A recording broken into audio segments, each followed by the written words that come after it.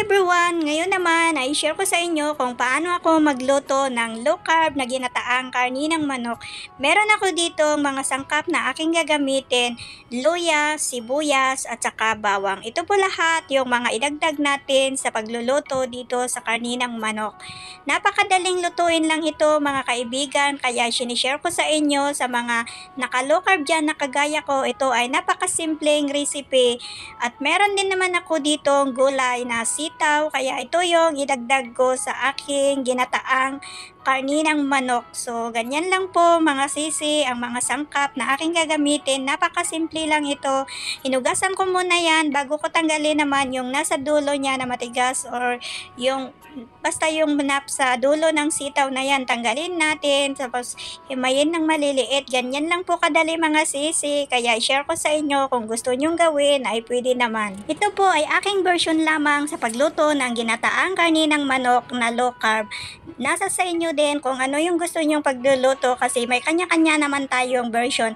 Pero ito kasi ay napakasimple, hindi ako nagdagdag ng mga hindi pasok sa low carb na ingredients. Syempre gagamit tayo dito ng coconut milk. Ang gamitin ko na coconut milk ay yung brand ng Thailand. Ito po ay pasok din sa ating low carb kasi nabasa ko naman yung kanyang ingredients ay pure coconut milk at saka yung sugar at carbs niya ay konti lamang. Pagkatapos ko naman ay handa lahat yung mga sangkap na aking gagamitin ay pinainit ko itong kaldero tapos naglagay ako ng konting coconut oil para igisa ko naman yung sibuyas, bawang at saka luya.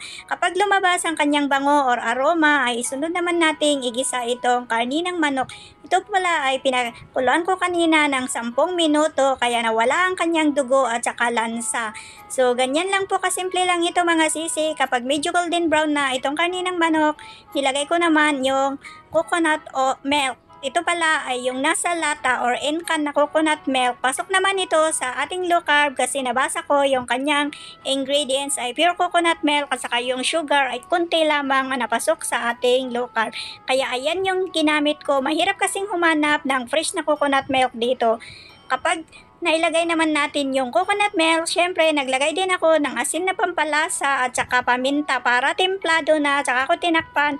Kapag kumulo naman ay sinunod ko nilagay itong gulay na sitaw hanggang sa maluto naman. Takpan natin at hintayin nating maluto. Ganyan lang po kasimple ang aking pagluluto. Syempre, kanya-kanya tayong version sa pagluluto ng mga ginataang manok.